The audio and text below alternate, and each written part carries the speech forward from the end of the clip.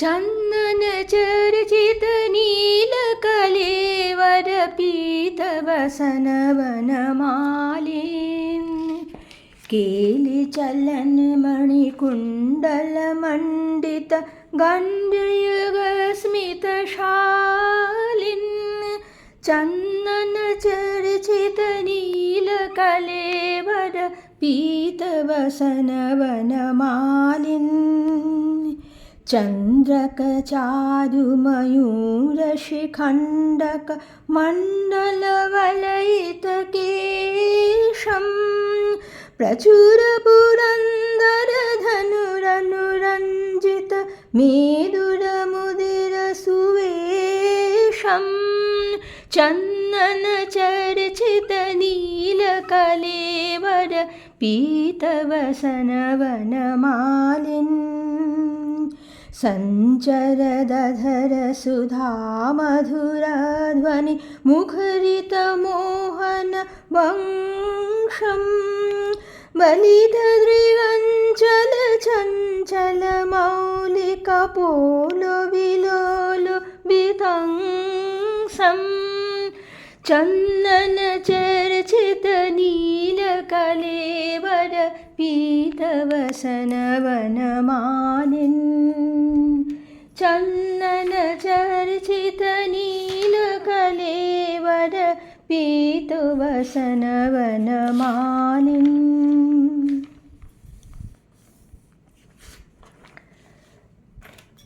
ভাগবত পুরাণের বর্ণনানুযায়ী কনিষ্ঠ পাণ্ডব সহদেবী প্রথমে অগ্রপূজার জন্য কৃষ্ণই যে একমাত্র যোগ্য ব্যক্তি তা বলেছিলেন। তিনি বলেছিলেন, अर्हति यच्युतः श्रेष्ठं भगवान् सात्वतां पति एष वै देवता सर्वा देशकालधनादय। যদুকুল শিরোমণি ভক্তবৎসল ভগবান শ্রীকৃষ্ণই সদস্যদের মধ্যে শ্রেষ্ঠ এবং অগ্রপূজার যোগ্য পাত্র, কারণ সকল দেবতা, দেশ, কাল, ধন যা কিছু আছে সে সবই ভগবান কৃষ্ণ। তিনি আরও বলেছিলেন, ভগবান কৃষ্ণ অদ্বিতীয়, তাঁর চেয়ে বড় কিংবা তাঁর সমানও কেউ নেই।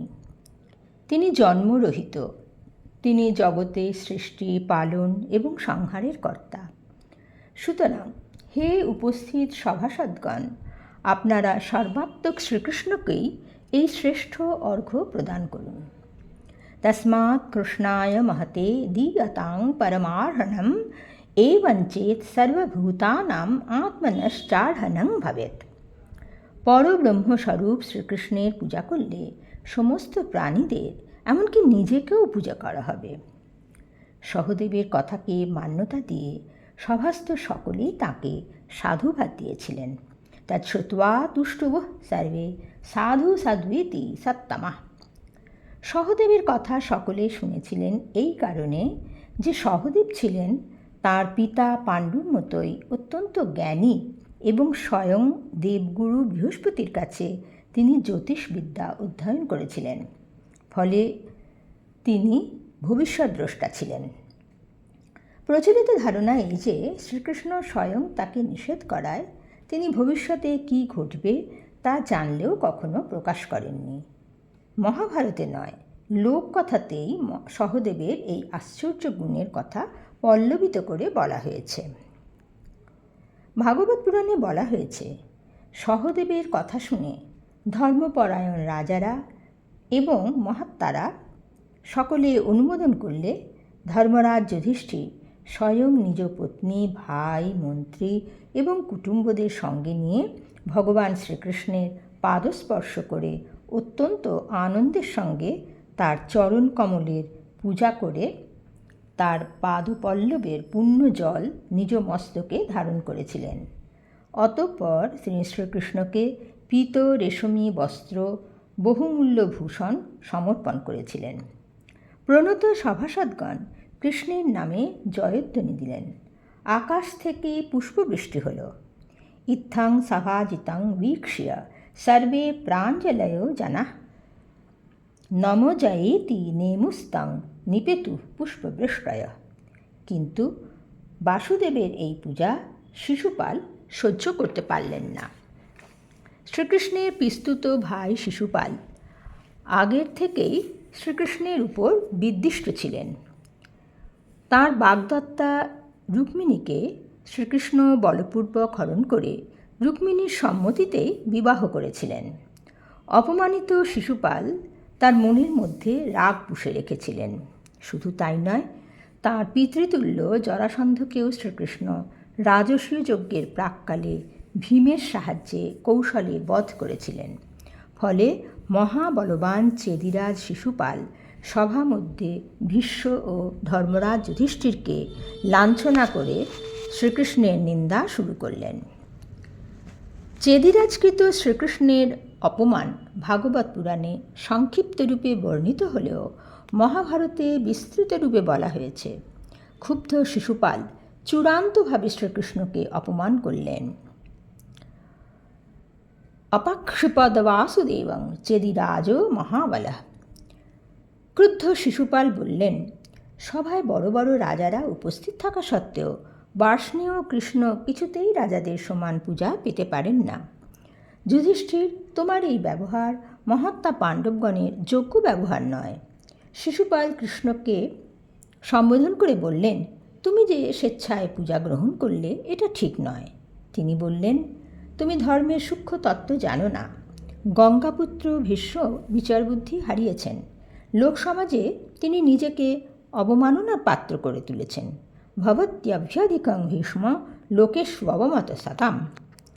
এছাড়া পিতা বসুদেব বর্তমান থাকতে কৃষ্ণ কিভাবে পূজা পেতে পারেন? প্রিয় সহচর রূপে দ্রুপদকেও তো অগ্রপূজা দিতে পারতে। কৃষ্ণকে যদি আচার্য মনে করে থাকো, তাহলে দ্রোণ থাকতে কৃষ্ণের পূজা কী করে করতে পারো? দ্রোণে তিষ্ঠতি বার্ষ্ণেয়ং কস্মাদ অর্চিতবান আসি। যদি কৃষ্ণকে ঋত্বিক ভেবে থাকো, তাহলে সে পূজা তো দ্বৈপায়ন ব্যাসদেবের প্রাপ্য। দ্বৈপায়নে স্থিতে বিপ্রে কথং কৃষ্ণর্চিতস্ত্বয়া। যদি কৃষ্ণকেই পূজা করা তোমার অভিপ্রায় ছিল, তাহলে অবমাননার জন্য আমাদের কেন যজ্ঞ সভায় আমন্ত্রণ করেছিলে? তীব্র অবজ্ঞার সঙ্গে শিশুপাল কৃষ্ণকে বললেন, পূজার অযোগ্য হয়েও তুমি নির্জনে হবিভক্ষণকারী কুকুরের মতো কি করে নিজেকে মহান ভাবলে? অযুক্তাম আত্মন পূজাং ত্বং পুনর্বহুমন্যসে হবিষ প্রাপ্য নশ্যন্যং প্রাশিতং শ্রেব নির্জনে। হে মধুসূদন, নপুংসকের বিবাহ এবং অন্ধের রূপ দর্শনের মতো রাজা না হয়েও রাজার যোগ্য পূজা গ্রহণ একই রকম। এইভাবে স্বপক্ষীয় রাজাদেরও উত্তেজিত করে শিশুপাল সদলে সভা পরিত্যাগ করতে উদ্যত হলেন। যুধিষ্ঠির তাকে মিষ্ট কথায় নিবৃত্ত করতে চাইলেন। ভীষ্ম পুনরায় সভাস্থ সকলকে মনে করিয়ে দিলেন, সর্বলোকের উৎপত্তি ও বিনাশের কারণ সর্বত্র বিদ্যমান কৃষ্ণই পূজার্হ। অর্বাচীন শিশুপালের কথা গ্রহণযোগ্য নয়। সহদেব কৃষ্ণই অর্ঘ্যদানের যোগ্য, একথা পুনরায় সভা মধ্যে ঘোষণা করে এরপর পূজার্হ সকলকে পূজা করে অর্ঘ্যদান কার্য শেষ করলেন। কৃষ্ণের পূজা হয়ে গেলে ক্রুদ্ধ শিশুপাল অনুগত রাজাদের সঙ্গে নিয়ে যুধিষ্ঠিরের অভিষেক ও কৃষ্ণের পূজা পণ্ড করার জন্য যুদ্ধের জন্য প্রস্তুতি নিতে শুরু করলেন। ফলত শিশুপালের কৃষ্ণের হাতে মৃত্যু আসন্ন হল। শিশুপালের মৃত্যু যে কৃষ্ণের হাতেই হবে, তা তাঁর জন্মের পরে পরে স্থির হয়ে গিয়েছিল। বিষ্ণু পুরাণে সে ঘটনা বিবৃত হয়েছে। যজ্ঞসভায় ভীষ্ম ও সকলের কাছে তা প্রকাশ করলেন। শিশুপাল জন্মেছিলেন 4টি হাত এবং একটি অতিরিক্ত চক্ষু নিয়ে। দৈববাণী হয়েছিল, যিনি কোলে নিলে শিশুপালের বিকলাঙ্গত্ব ঘুচবে, তিনি তাকে ভবিষ্যতে বধ করবেন। কিছুকাল পরে বলরামকে নিয়ে কৃষ্ণ এসেছিলেন পিতৃশশা চেদিরাজ দমঘোষের মহিষীর কাছে। রাজমহিষী কুশল প্রশ্নাদি করে শিশুপালকে কৃষ্ণের কোলে দিতেই শিশুপালের অতিরিক্ত হাত ও চক্ষু বিনষ্ট হয়েছিল। ভয়ার্ত মা কৃষ্ণের কাছে বর প্রার্থনা করে বলেন, তিনি যেন শিশুপালের অপরাধ ক্ষমা করেন। কৃষ্ণ বলেছিলেন, তিনি শিশুপালের 100 অপরাধ ক্ষমা করবেন। শিশুপালকে শ্রীকৃষ্ণ তার শত্রুরূপে পরিণত করতে চেয়েছিলেন তাকে তার দিব্য স্বরূপটি ফিরিয়ে দেওয়ার জন্য। 3 জন্ম পূর্বে শিশুপাল ও দন্তবক্র জয় ও বিজয় নামে শ্রী বিষ্ণুর দ্বাররক্ষক ছিলেন। তারা একবার ব্রহ্মার মানসপুত্র সনত কুমার প্রভৃতি ঋষিদের বিষ্ণুর ধামে প্রবেশ করতে দেননি। ফলে তারা এদের অভিশাপ দেন যে তারা পর 3 জন্মে বিষ্ণুর হাতে মৃত্যুবরণ করবেন। জয়ের তৃতীয় জন্মে তিনি শিশুপাল হয়ে জন্মান এবং বিজয় চেদি রাজ্যের দক্ষিণস্থ কৌরুষ দেশের রাজা হন। ইনিও শিশুপালের মতোই শ্রীকৃষ্ণের বিস্তুত ভাই ছিলেন। ভীষ্ম অতঃপর বললেন, মরবার জন্য যে ব্যস্ত হয়েছে সে চক্র গদাধারী গোবিন্দকে যুদ্ধে আহ্বান করুক। উদ্ধত শিশুপাল কৃষ্ণকে আহ্বান করে বললেন, আমার সঙ্গে যুদ্ধ করো। তুমি কংসের দাস, পূজার অযোগ্য। পাণ্ডবদের সঙ্গে আজ তোমায় বধ করব। আহ্বয় ত্বাং রণং গচ্ছ মায়া সার্ধং জনার্দন যাবদদ্য নিহন্মি ত্বাং সহিতং সর্ব পাণ্ডবৈ। কৃষ্ণ সমবেত রাজাদের জানালেন, যাদবরা শিশুপালের কোনো অপকার না করা সত্ত্বেও সে যাদবদের সঙ্গে বারবার শত্রুতা করেছে। শিশুপালের সকল অপরাধ একটি একটি করে উল্লেখ করে কৃষ্ণ অবশেষে বললেন, এই মূঢ় রুক্মিণীকে প্রার্থনা করেছিল, কিন্তু ক্ষুদ্রমতি ব্যক্তি যেমন বেদ বাক্য শুনতে পায় না, এও তেমনই রুক্মিণীকে পায়নি। আগুনে ঘি পড়ার মতো ক্রোধে শিশুপাল জ্বলে উঠলেন। তিনি কৃষ্ণকে তীব্র ভাষায় আক্রমণ করে বললেন, নিজের স্ত্রী অন্নপূর্বা ছিল, তুমি ছাড়া আর কেই বা কথা সর্বসমক্ষে বলতে পারে? মন্যমান হি কঃ সৎসু পুরুষ পরিকীর্তয়েৎ অন্য পূর্বাং শ্রিয়ং জাতু ত্বদন্য মধুসূদন। তুমি ক্ষমা করো বা না করো, ক্রুদ্ধ হও বা প্রসন্ন হও, তুমি আমার কি করতে পারো? ক্ষম বা यदि ते শ্রদ্ধা মা বা কৃষ্ণ মম ক্ষম ক্রুদ্ধাৎ বাপি প্রসন্নাৎ বা কিং মে ত্বত্তো ভবিষ্যতি। শিশুপাল এইরূপ বলার সঙ্গে সঙ্গেই ভগবান মধুসূদন তাঁর সুদর্শন চক্রের দ্বারা শিশুপালের দেহ থেকে মস্তক বিচ্ছিন্ন করলেন। সপাপাত মহাবাহুর বজ্রাহত ইবাচল। বজ্রাহত পর্বতের মতো মহাবাহু শিশুপাল ধরাশায়ী হলেন। সভায় সমাগত রাজারা দেখলেন আকাশ থেকে সূর্যের ন্যায় একটি উজ্জ্বল তেজ শিশুপালের দেহ থেকে বেরিয়ে কমলপত্রাক্ষ কৃষ্ণকে প্রণাম করে তাঁর দেহে প্রবেশ করল। ততশ্চদুপতের দেহাৎ তেজজ্ঞ দদৃশু নৃপাঃ উৎপতন্তং মহারাজ গগনাদিব ভাস্করম।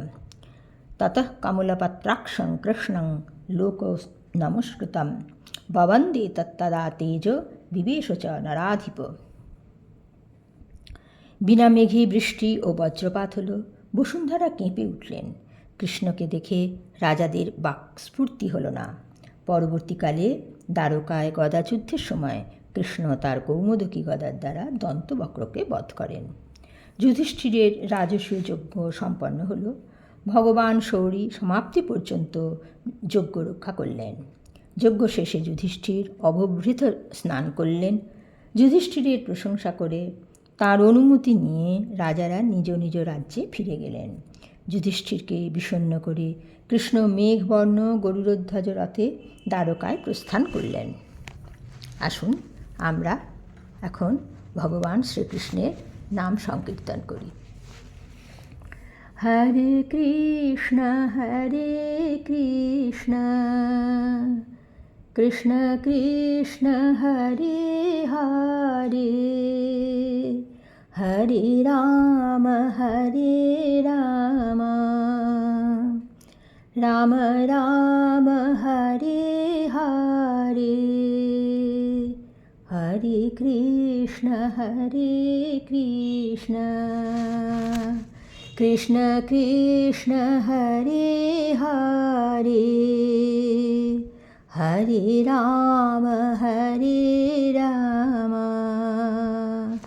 রাম রাম হরে হরে হরে কৃষ্ণ কৃষ্ণ কৃষ্ণ হরে হরে হরে রাম রাম রাম হরে হরে